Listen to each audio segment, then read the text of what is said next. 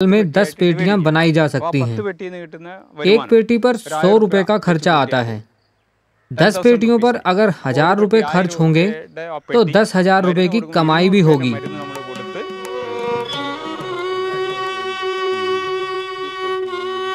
आज जोसेफ की मिसाल मेहनतकश मधुमक्खी की तरह है, जो गुलशन गुलशन घूम फूलों से रस चूस औरों के जीवन में मिठास खोल देती है। जोसेफ ने भी कैनन दवा की खोज कर शहद की मिठास को बनाए रखा है। ओरिजिनल हनी। कभी जोसेफ के गांव जाएं तो शहद की मक्खियों के परों से निकलती धन्यवाद की गूंज सुनने की जरूर कोशिश कीजिएगा। वक्त है यहाँ एक छोटे से ब्रेक का। हम जोसेफ का शहद चखते हैं। आप फूलों से लिपटी किसी मधुमक्खी को निहाल लीजिए, मगर जल्दी से, क्योंकि हम फौरन वापस आ रहे हैं।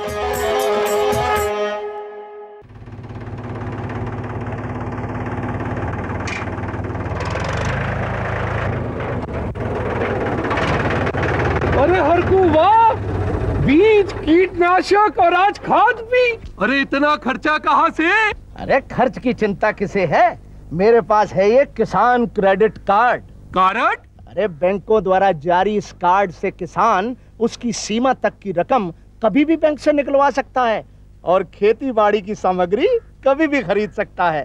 कर्ज के झंझट से भी छुटकारा, और तो और बिजली के बिलों का भुगतान, डीजल इससे खरीदना और आसान हो गया है। तो हर को भैया एक कार्ड मेरे लिए भी। किसान क्रेडिट कार्ड के लिए नजदीकी बैंक से संपर्क करें और पाएं ढेर सारे लाभ।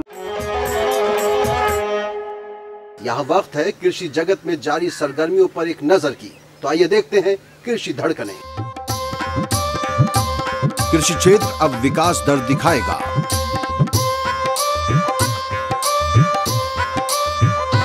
बासमती की परिभाषा पर छिड़ा विवाद।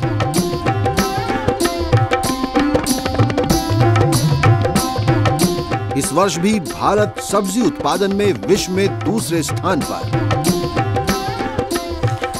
हमारी नजर के सामने न जाने कितने दिलकश अफसाने बिखरे रहते हैं, मगर नजर वालों की नजर ही उन पर जा पाती है। उत्तरांचल के इंद्रासन ने तो अपने खेत में हो रही उपज पर ध्यान देकर धान की बढ़िया क्वालिटी का बीज ही तैयार कर लिया। जी हां, यही है इंद्रासन सिंह। उत्तरांचल के उधम सिंह जिले के इंद्रपुरी गांव में रहने वाले इस काबिल किसान ने जंगे आजादी में बढ़ चढ़कर हिस्सा लिया था। आजादी के बाद इनके हौसलों को सलाम करते हुए भारत सरकार ने इन्हें 15 एकड़ जमीन मुहैया कराई। तकरीबन 9 साल पहले ये रत्ना किस्म के बीज पंतनगर यूनिवर्सिटी से लेकर आए। इन बीजों को लगाने के बाद इन्होंने पाया कि एक बीज का पौधा कुछ ज्यादा ही बड़ा निकला।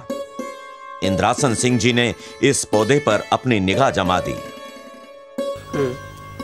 उम्र होने से सारा चीज भूलता जा गया है। पिताजी हमारे जो हैं टीडीसी के सदस्य हैं और वहीं से मतलब हमारे यहाँ सीड आता रहता है।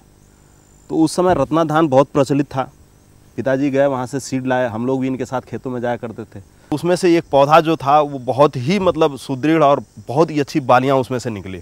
तो उसको देख के मतलब ये ऐसा लगा कि ये कुछ अदर वैरायटी है, और उसको देखा गया तो उसे कलेक्ट कर लिया गया। पिताजी ने उसे कलेक्ट किया और उसको धीरे धीरे करके उसका मतलब 1, 2, 3 साल में उसका धीरे धीरे विकास किया।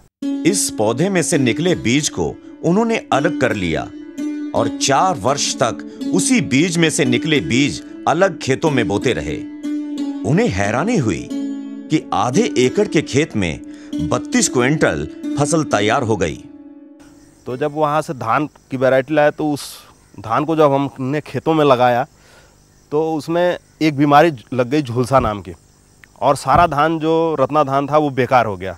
लेकिन उस पौधे को पिताजी ने बहुत संभाल कर रखा और उसे अगली बार धीरे धीरे मतलब उसका विकास किया, और वही गणमान्य लोगों के कहने पर उसे इंद्रासन धान ही मतलब इंद्रासन नाम दे दिया गया।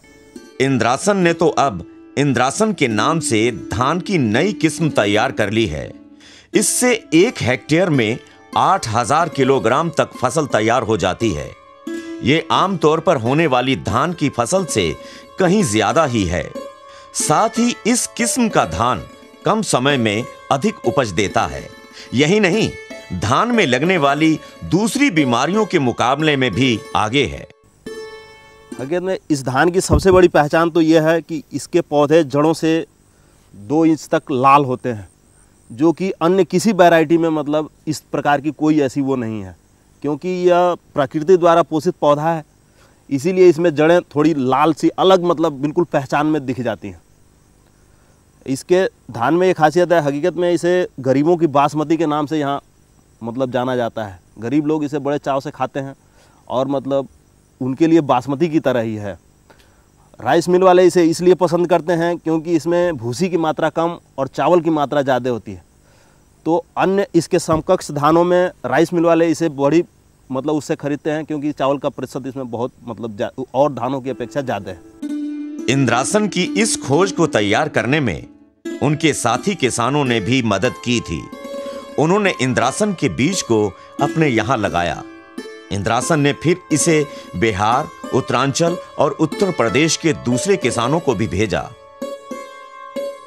पंतनगर की यूनिवर्सिटी की सहायता से इंद्रासन ने अपने खेत को सीड फार्म में बदल दिया है।